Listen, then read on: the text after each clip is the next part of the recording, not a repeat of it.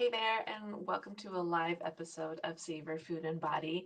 So, these short solo episodes are meant to just be savory little bites of information when it comes to intuitive eating, midlife, how to honor your satisfaction, hunger, and fullness, all those things. And it's a lot of these conversations are around like how to do intuitive eating, how to start intuitive eating, and what are the intersections between intuitive eating and midlife perimenopause. So, for today's conversation, this is something that came out of sessions, actually, a couple sessions this week with clients. And you've heard me talk here even recently about full permission with sweets in particular. This is a sweets, full on sweets season around the holidays. And what I want to talk a little bit about some nuance with that. So, let me get our recording going for other spots here,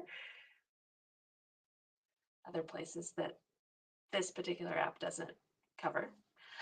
So before we dive into that, just as a review, so full permission with all foods means you're allowing all foods to your table, including foods that are maybe high in carbs, high in sugar, all any of the foods that are getting the food demonizing du jour of diet culture today. So, full permission means you're allowing all of those foods. And at the same time, you might be working on how do those fit into your normal healthy eating? What does healthy eating look like? You're working on those definitions. So, that's what full permission means. There's physical access to the food. You're allowing it there in your house, you're allowing it there on your table, you're allowing yourself to have it physically have it whenever you want, whenever it strikes your fancy.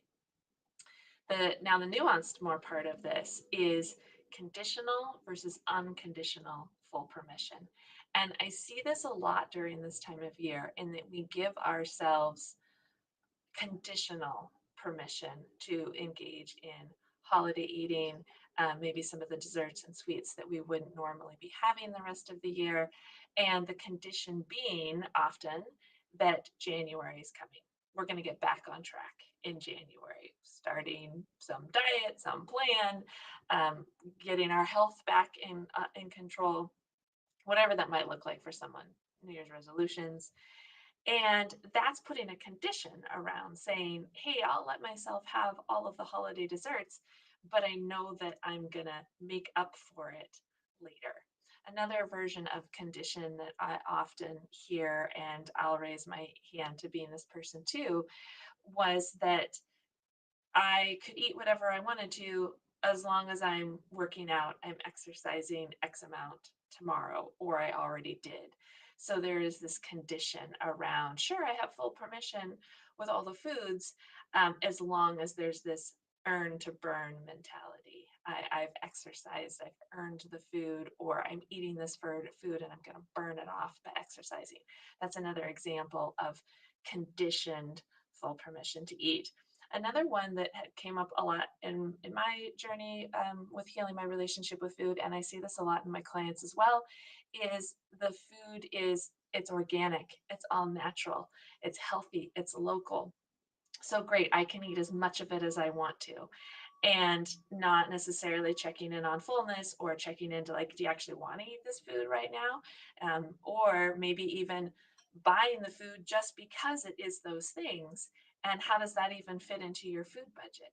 So we can be giving ourselves kind of this conditional permission to eat whatever it is because it's organic, because it's healthier. And this kind of falls under that umbrella of orthorexia and that type of disordered eating. Full permission, as long as it's clean, as long as it's organic, as long as it's local, whatever. And I've written a number of posts on the alpinenutrition.org blog/blog, and you can read kind of my perspective on local foods and healthy eating and orthorexia and that intersection. So, side note there.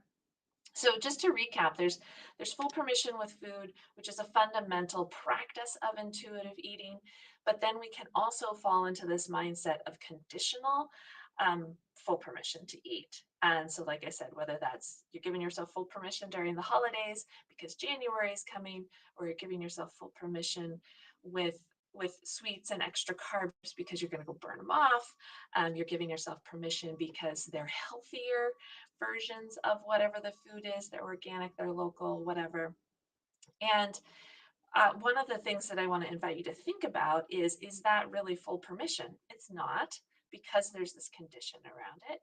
And so really the practice is then full permission, having that food fully accessible to you, and having an unconditional permission to eat it. So this is where like the psychology of full permission really comes on board. So even in the beginning, you might have those thoughts of like, I don't know that I should be eating this food, and like, oh, but it'll be okay because I'll make up for it this way. Notice that those thoughts are there. Notice that they're serving you, not serving you. This is where you can kind of assess where you are with your relationship with food and what do you want going forward. And then move on, this like reflect and release, part of the savor strategies, right? Move on to notice that, hey, I can have this food in whatever quantities I want anytime that I want, and without conditions around it. And what happens is, and for those of you whose minds are freaking out right now saying like, I'm going to always eat all the cookies and all the packages of chips and M&Ms, yeah, that's probably going to happen in the beginning. And the more that you continue to practice that full unconditional permission to eat those foods, your body will relax around those foods. And you won't feel that compulsion of, I shouldn't be eating this, but I really want to eat this. They're really calling to me in the pantry, but, you still end up being on this ping pong back and forth in terms of that relationship with food when you're constantly making conditional um, notes to yourself that I can have this food under this condition. So stop doing that. Give yourself a lot of compassion around why those thoughts come in. Hello, diet culture. You've been taught this, you've learned this over a long period of time, and now advanced your practice. And this is an excellent time of year to do this, saying, I can have these holiday cookies, these holiday sweets, or heavier holiday meals because they're just really good and I enjoy them. And I don't really care what happens in January. I can enjoy them now. If I want to extend this experience with these foods into January, guess what? The ingredients are still going to be there. You can still go make those recipes in January too. They don't magically disappear off the shelf. So I want to invite you to consider this like nuanced practice of conditional versus unconditional full permission with food, and see how this lands with you. You can always get in touch by going to the alpinenutrition.org website and click on the contact link at the top. I'd love to hear from you that way. Feel free to ask more questions that way, because this is really nuanced work. Yes, there's 10 principles to intuitive eating, but each one of those principles has a really unique fit into someone's life, particularly in midlife. So go ahead, ask all the questions. If you're watching this on Facebook, either in the Savor Food and Body private Facebook group, love to have a conversation with you there. Feel free to drop questions there. If you're watching this on straight up Alpine Nutrition Facebook, feel free to drop comments in the questions there. And with that, I hope you guys have a great week, savoring food in your body, and I'll talk to you again soon. Take care.